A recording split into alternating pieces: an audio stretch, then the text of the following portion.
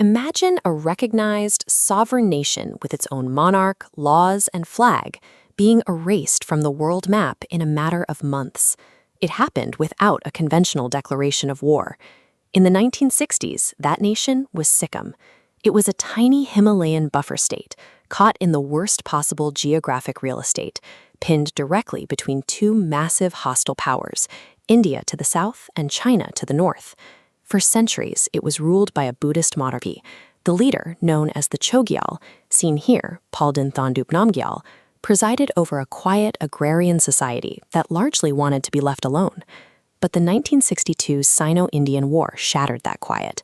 As India and China fought a brutal border conflict, both sides realized that whoever controlled the high-altitude passes of Sikkim held the ultimate tactical high ground.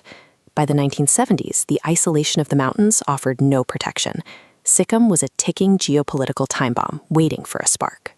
That spark came when India's intelligence agency, RAW, intercepted a Chinese military plot. The plan was to use Sikkim and the Old Silk Route to physically sever the Siliguri corridor.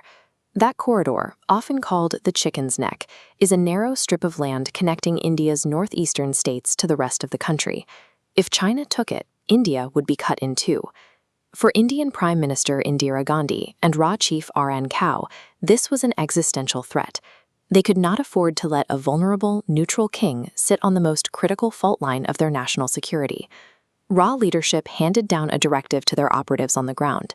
They had exactly 6 months to fully absorb Sikkim into the Republic of India before China could execute its thrust. To protect their own sovereign borders, Indian intelligence had to figure out a way to dismantle their neighbors. Intelligence agencies don't usually start an annexation by sending in tanks. They start by weaponizing domestic politics. RAW operatives immediately began funding and organizing Sikkim's internal political opposition, backing a fiercely anti-monarchy politician named Kazi Lendup Dorji and his party, the Sikkim National Congress. This chart shows the demographic wedge RAW exploited. The royal elites were Buddhist, but immigration created a large Nepali Hindu majority. RAW helped Dorji unite this majority. The strategy worked. Riding engineered populist anger, Dorji's party swept the 1974 elections, winning 31 of 32 seats. With the parliament under their influence, RAW operatives presented intercepted Chinese military communications to both Dorji and a hesitant Chogyal. They used the threat of an imminent invasion to force the king to accept Indian intervention. By manufacturing a democratic mandate through the local population, India secured a legal justification for its intervention that external powers could not easily challenge. By April 1975, the political unrest reached a boiling point. Engineered protests paralyzed Gangtok, giving the Indian government the exact excuse it needed to intervene. Indian army units struck the capital. 5,000 Indian troops flooded the streets and swiftly disarmed the Chogyal's force of 243 palace guards. The king was placed under house arrest. While tens of thousands of Indian troops occupied the state, the Indian-backed prime minister called a rapid public referendum. The question on the ballot: should the monarchy be abolished? This graph shows the official tally: 59,637 votes in favor of the abolition of the monarchy and 1,496 against. In an electorate of approximately 97,000, that represents a 97% margin in favor of the merger.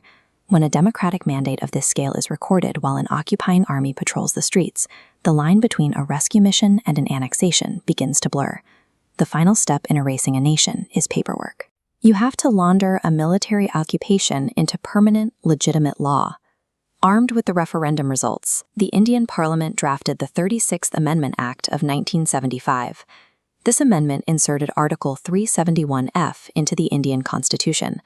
It legally abolished the institution of the Chogyal and formally absorbed Sikkim as the 22nd state of India. From the first orchestrated protest to the final constitutional amendment, the entire absorption was completed in 5 months and 29 days, neutralizing the Chinese plot with just 24 hours to spare. The erasure of a sovereign state is finalized in the archives. Once its constitution is overwritten, its independent existence ends as a matter of law. The operation secured India's borders and neutralized the Chinese military threat, but the people who facilitated it saw their own power vanish almost as quickly as the crown. The last Chogyal of Sikkim lost his country and his freedom, living out his remaining years effectively as a powerless prisoner in his own home. Lendup Dorji, the politician who had invited the Indian intervention, served briefly as the state's first chief minister. But once the merger was finalized, the Indian political machine no longer needed him. By the 1979 elections, his party could not secure a single seat. He died at the age of 103 in total obscurity. Today, he is remembered as a Mir Jafar, a historical traitor who sold his homeland for a democracy that eventually discarded him.